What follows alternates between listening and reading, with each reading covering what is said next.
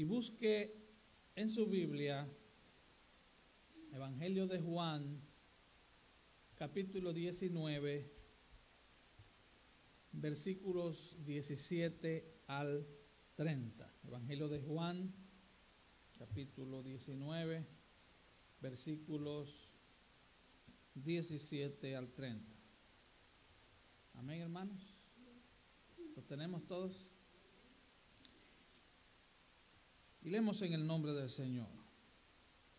Y él, cargando su cruz, salió al lugar llamado de la Calavera, y en hebreo Gólgota. Y allí le crucificaron. Y con él a otros dos, uno a cada lado, y Jesús en medio. Escribió también Pilato un título que puso sobre la cruz, el cual decía: Jesús Nazareno, Rey de los judíos.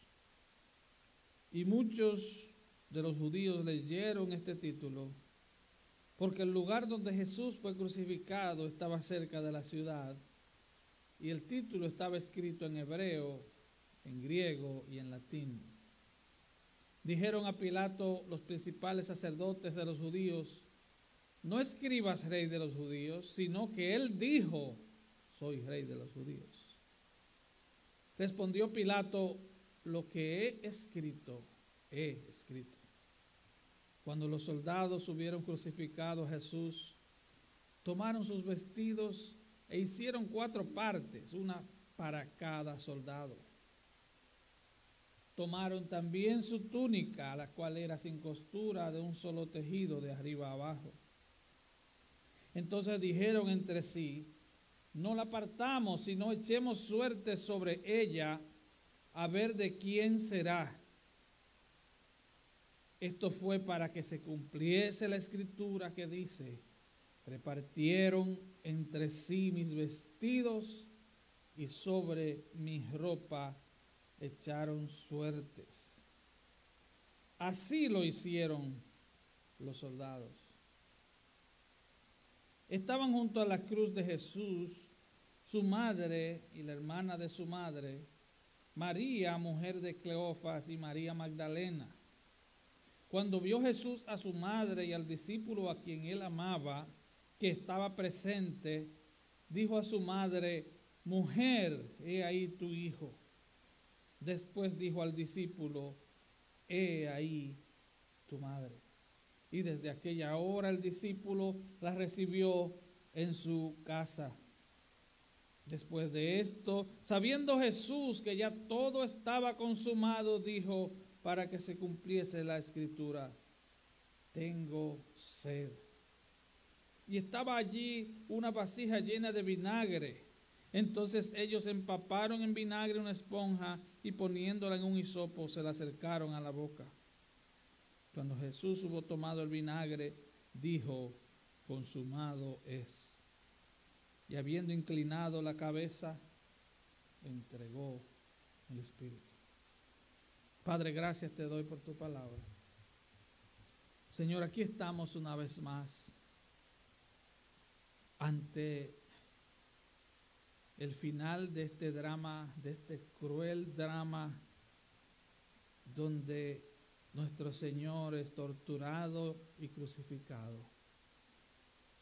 Señor, esta noche trasládanos a ese lugar, que cada uno de nosotros podamos entender a cabalidad lo que pasó allí, y que eso cambie nuestra adoración, nuestro estilo de vida, y que sea todo para tu gloria, porque te lo pedimos en el nombre de Jesús. Amén y amén. Puede tomar su lugar.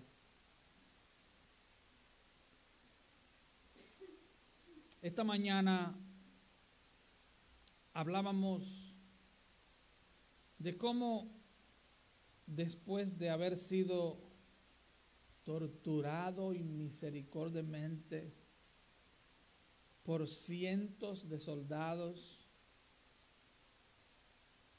que molieron su espalda. Isaías 53 dice que Él fue molido por nuestros pecados. Isaías 53 identifica a Jesús como varón de dolores, experimentado en quebranto. Es por eso que Hebreos dice que tenemos un sumo sacerdote, el cual se compadece de nosotros porque fue tentado en todo, aunque sin pecado.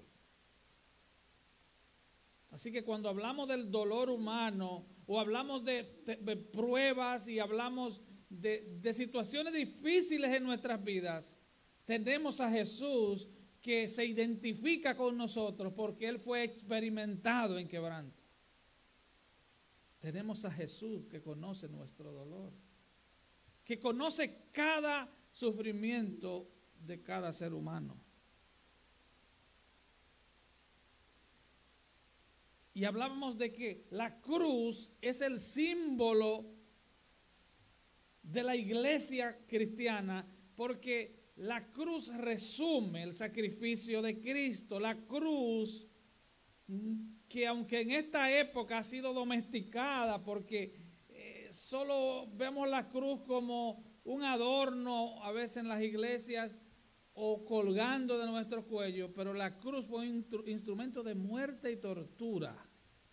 Jesús tenía que tomarse la copa de la ira de Dios hasta la última gota. La oración de Jesús antes de llegar a Getsemaní fue: Señor, si te es posible, pasa de mí esta copa, mas que no se haga mi voluntad, sino la tuya. La voluntad del Padre era que la copa de la ira de Dios, la copa del pecado, un autor dijo, es como si Cristo padeciera 1000 infiernos al mismo tiempo. Lo que significó la cruz para Cristo. La cruz, método humillante, método de tortura, y que aunque los evangelios son tan breves al tratar el tema del sufrimiento físico, porque los lectores de la época conocían a detalle los sufrimientos de la cruz. Pero, ¿cuáles eran los castigos físicos? ¿Cuáles eran los síntomas de un crucificado? Entre ellos estaban vértigo, calambre, sed, inanición, falta de sueño, deshidratación, asfixia, tétano, fiebre, vergüenza, tormento. Y si le sumamos a esto el hecho de que lo crucificaban con las piernas dobladas para que cuando fueran a tomar aire, para que el diafragma se abriera, tenían que apoyarse sobre los clavos de los pies o hacer fuerza con sus manos clavadas, lo cual era un dolor espantoso. Era una posición extremadamente espantosa. Es por eso que Cicerón, aquel pensador de la época, dijo que era impensable que un hombre libre ni siquiera fuera atormentado con el pensamiento de ser crucificado. De hecho, Deuteronomio dice, maldito el que es clavado en una cruz. Y los evangelios nos dicen, el Nuevo Testamento, nos dice que Jesús fue hecho maldición por nosotros. Así que el origen de nuestra bendición es que Cristo se hizo maldito para que tú fueras bendito. Él fue condenado en una cruz para que tú seas absuelto en el día del juicio.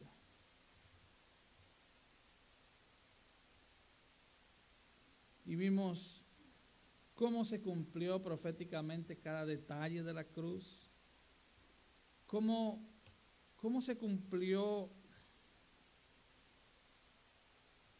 cada detalle mínimo de la cruz se cumplió. Detalles que estaban en el Salmo 22, que estaban en Isaías 53. Hermano, el Salmo 22, escrito 1000 años antes de Cristo. La palabra de Dios está ahí, hermano. No va a haber excusa en el día del juicio. En el día del juicio, nadie, como dicen los abogados, podrá alegar ignorancia o desconocimiento. Porque la palabra de Dios está escrita en todos los idiomas, en todas las versiones. Así es que Cristo carga su cruz. Y Lucas dice de esta manera: cada uno de los 4 evangelios complementa la historia. Y Lucas 23, 26 añade unos pequeños detalles. Dice, y llevándole, tomaron a cierto Simón de Cirene, que venía del campo, y le pusieron encima la cruz para que la llevase tras Jesús. Cuando dice la cruz, no era la cruz completa, era como decimos en los campos, el atravesaño, era el madero donde clavaban sus manos, que pesaba cerca de 100 libras. Jesús había sido apresado a medianoche,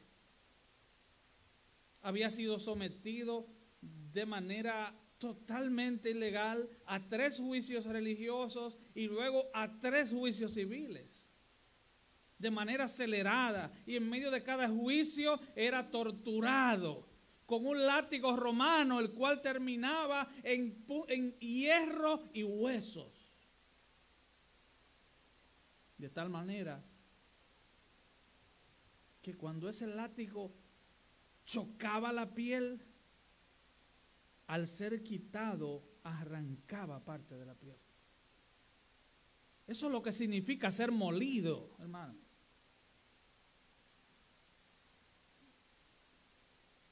Y le seguía. Le pusieron encima la cruz para que la llevase tras Jesús. Eran cerca de medio kilómetro desde el palacio de Herodes al lugar de la calavera o el Calvario.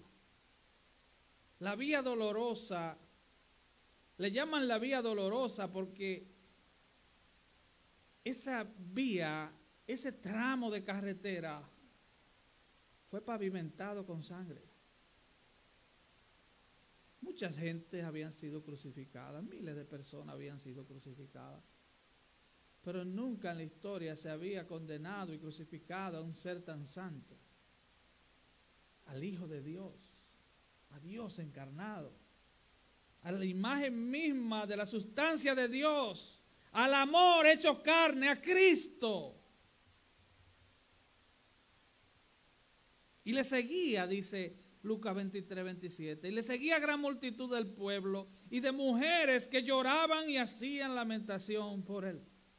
Y aquí está el detalle que ninguno de los otros evangelios dice. Pero Jesús, vueltos hacia ellas, porque Jesús nunca perdió el control. Él estaba muriendo, él estaba dando su vida, pero él la estaba dando gota a gota. Él no perdió el conocimiento, no perdió el control. Pero Jesús, vuelto hacia ellas, les dijo: hijas de Jerusalén, no lloréis por mí, sino lloren por ustedes mismas y por vuestros hijos. El mensaje de la cruz no es para provocarte pena, no es para que tú salgas, ay, pobrecito. No, el mensaje de la cruz es para que tú cargues tu cruz. El mensaje de la cruz es para que entendamos en su justa dimensión el precio impagable que Cristo pagó para que tú no seas condenado en aquel gran día. Lloren por ustedes, le dijo Jesús. ¿Por qué ustedes lloran por mí? ¿Se imaginan ustedes esas palabras? Lloren por ustedes, lloren por vuestros hijos. Porque aquí vendrán días en que dirán, bienaventuradas las estériles y los vientres que no concibieron y los pechos que no criaron. Entonces, dice Jesús, comenzarán a decir a los montes, caigan sobre nosotros, y a los collados, cubridnos. Aleluya. Jesús se detuvo a decirle a estas mujeres, no lloren por mí, lloren por ustedes.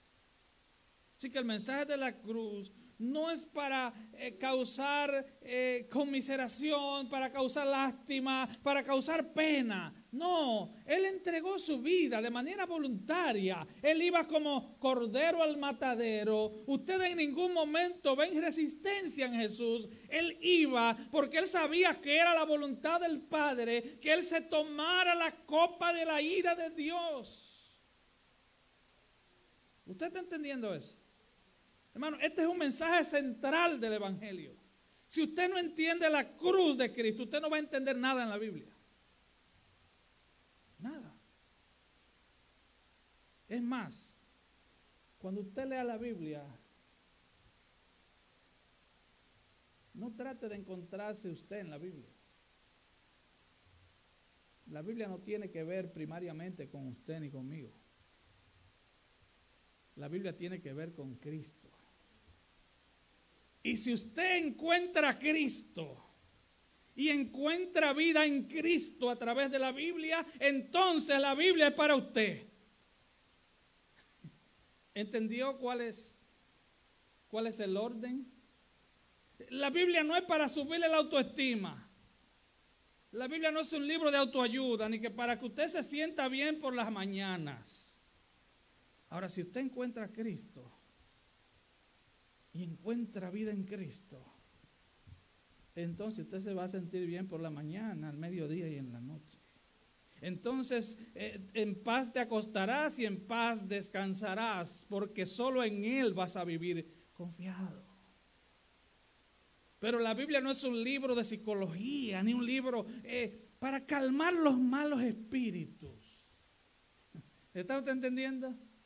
La Biblia tiene que ver con Cristo. El centro de la Biblia es Cristo. Busca a Cristo en la Biblia, te encontrarás con Él y hallarás vida en Él. Juan al final de su evangelio dice, estas cosas se han escrito para que conozca de Él y creyendo en Él tengáis vida en su nombre. Ahora Jesús va con dos ladrones a ser crucificados para que se cumpla la escritura. Le pusieron un título, Jesús de Nazaret, rey de los judíos. Y voy rápido porque eso fue esta mañana, para no tener que hacer una tercera parte o hacer una vigilia esta noche. Rey de los judíos. Y mientras Jesús pendía entre el cielo y la tierra, estaba suspendido entre su cielo y su tierra. Los soldados estaban sorteando sus ropas. Yo le pregunto, ¿no es esa muchas veces la actitud de muchos cristianos? Es más, venimos a la iglesia y estamos como aquella bachata, estoy aquí pero no soy yo. Los dominicanos saben de qué estoy hablando. Porque ustedes vienen del mundo, ¿o no? Mira, la hermana se delató. Su risa le delata. Hermano, estamos en la iglesia y estamos pensando en los frijoles que tenemos puestos o que dejamos y hay que encender la estufa cuando lleguemos. O estamos aquí escuchando un mensaje como este y pensamos que la cruz de Cristo es algo intrascendente, es algo sin importancia. Eso no tiene que ver conmigo. Te tengo noticias, jóvenes y no tan jóvenes. La cruz de Cristo tiene que ver contigo.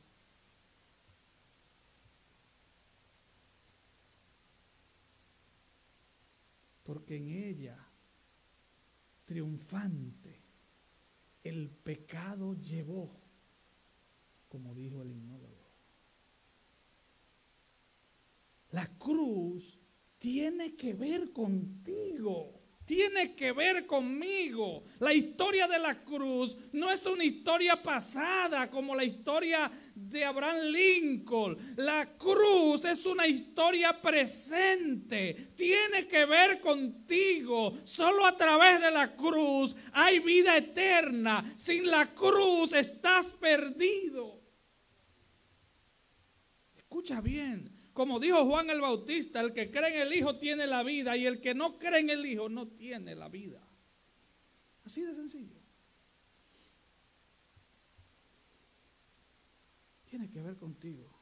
No es algo intrascendente. No es algo a lo cual simplemente yo diga, un mensaje más, una historia más. No, la cruz, el mensaje de la cruz es tan actual, hermano. Que Jesús dijo, si tú quieres ser mi discípulo, toma tu cruz cada día y sígueme. Así que por las mañanas ve a la cruz antes de salir a trabajar. Ve al Calvario, vuelve a Cristo. Arrepiéntete de nuevo. Cada día volvamos a Cristo. Necesitamos entender que el mensaje de la cruz es el mensaje más importante de la Biblia entera. Es Cristo. Es el amor de Cristo derramado en forma de sangre en una cruz, como un criminal, como un ladrón, como la peor persona. Hermanos, la cruz era para personas que no debían ser tratadas como personas. Era para criminales, para gente que debía ser tratada no con dignidad, sino como criminales, bandidos, traidores. Ese fue el precio. Así que no se trata de que hoy, ¿por qué este mensaje no fue en Semana Santa? Hermano, toma tu cruz cada día. Cada día. De eso se trata el Evangelio. El Evangelio no se trata de tu mejor día hoy. El Evangelio se trata de ese día cuando Él entregó su vida por ti y por mí.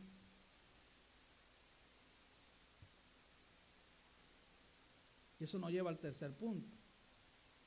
El cuidado amoroso de Cristo en la cruz. Versículos 25 y 27. Ahí vamos a comenzar la parte que nos toca esta noche.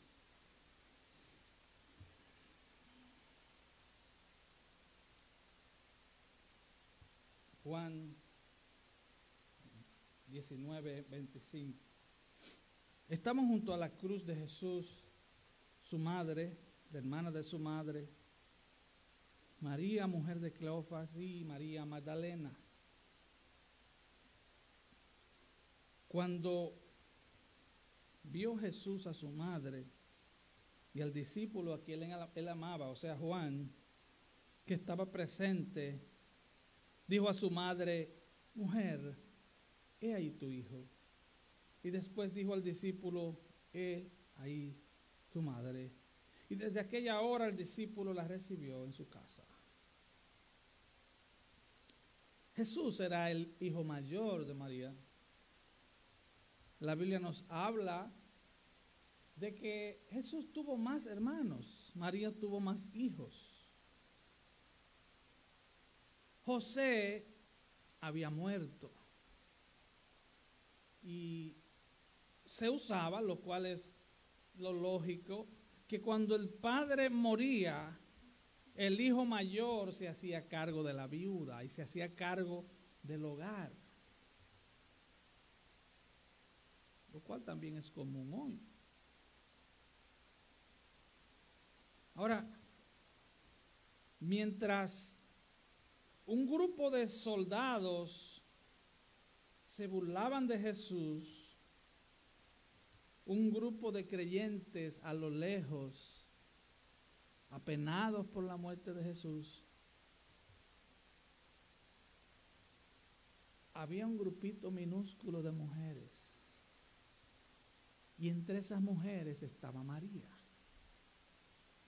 María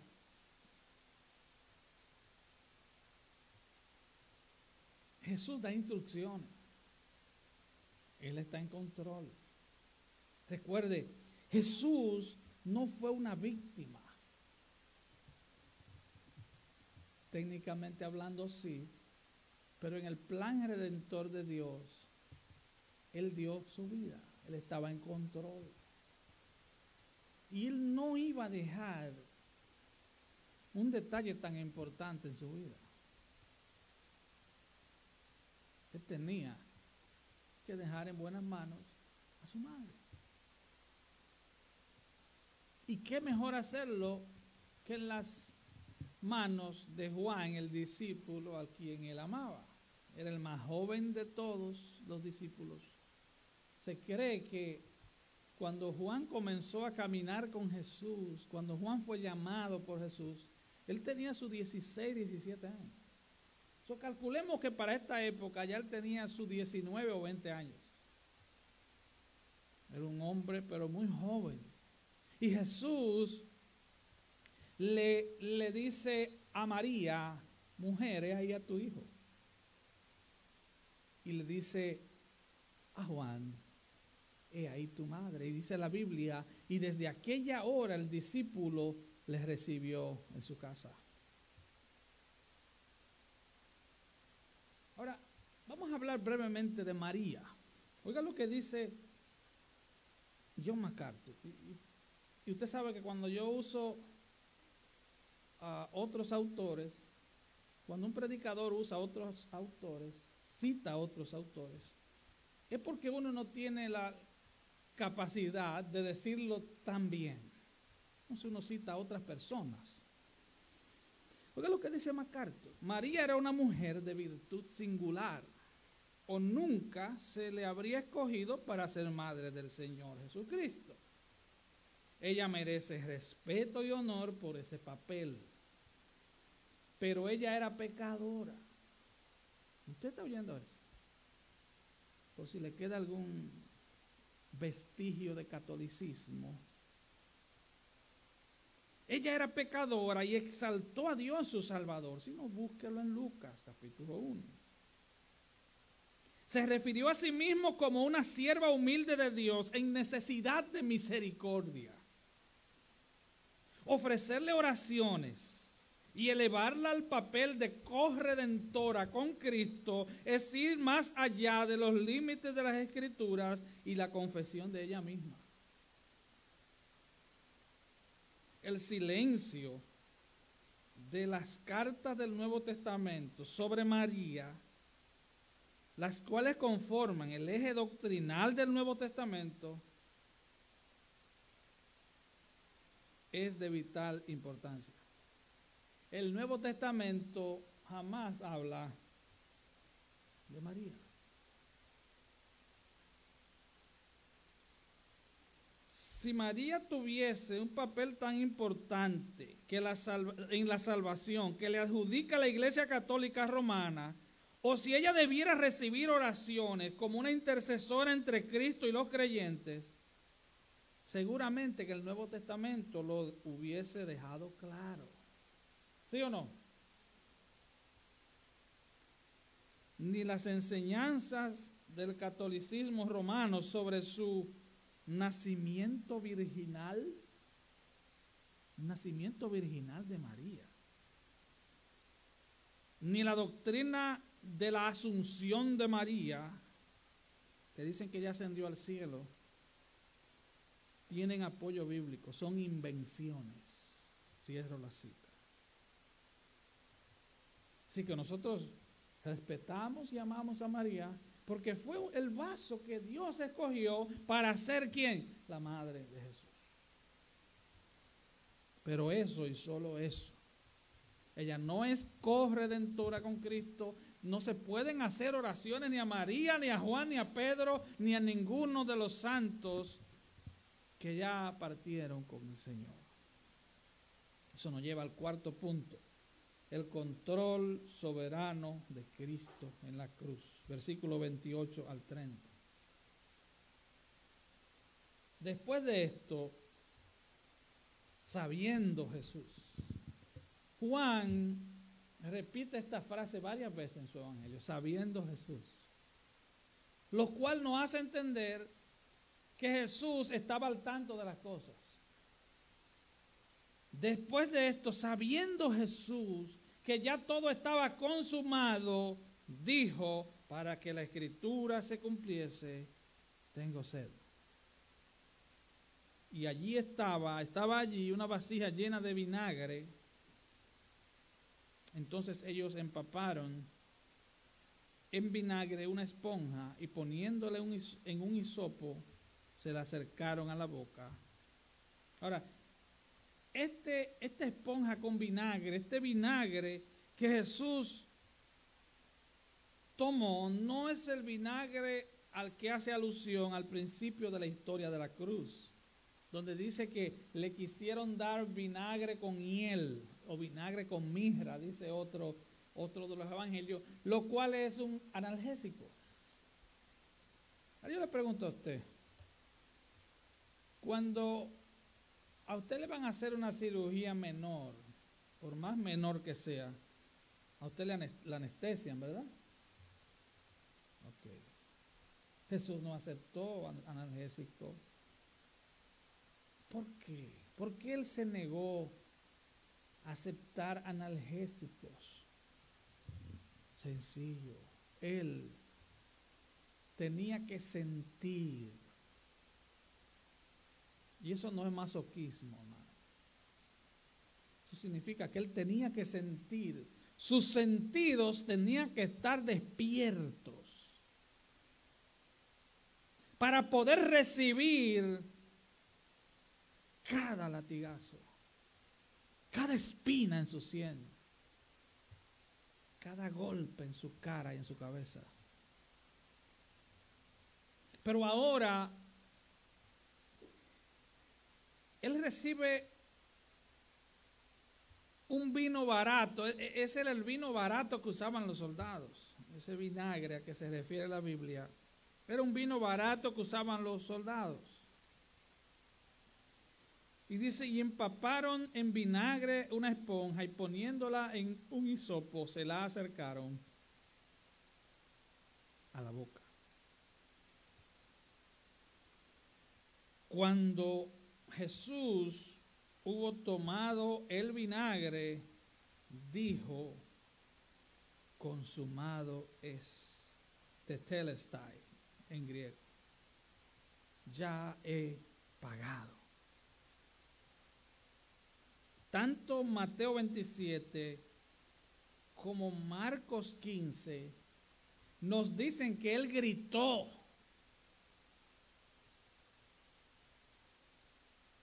Él gritó, consumado es. Él no lo dijo en voz baja. Fue un grito de victoria. Jesús gritó que Él había terminado su obra, que Él había pagado. Hermano, hermana, jóvenes, si ustedes creen que ustedes van a escapar del infierno por algo bueno que ustedes hagan,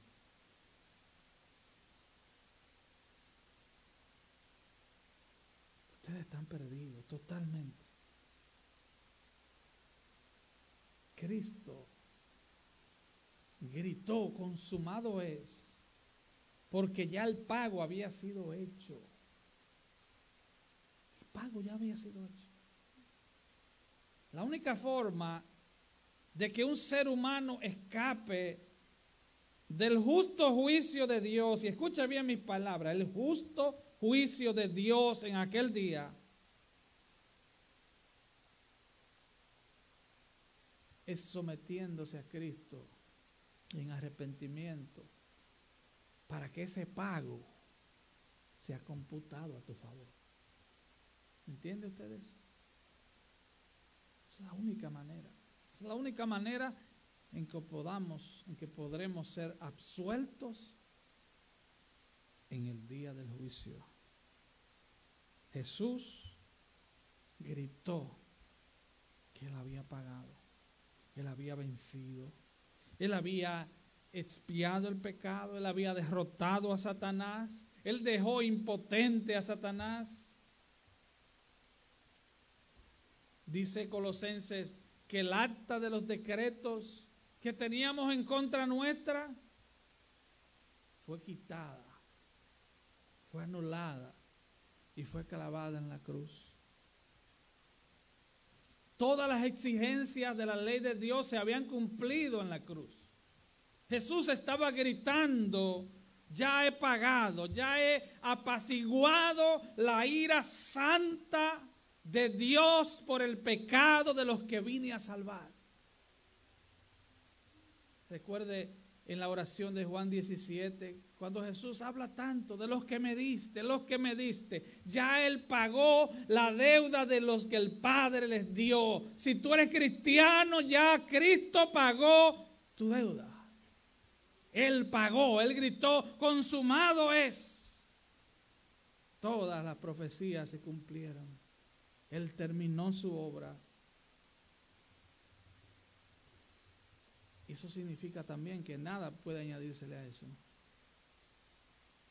¿Entiende usted eso, hermano? Usted no le puede añadir nada a eso. Después que usted paga algo, ya eso es suyo. ¿Sí o no?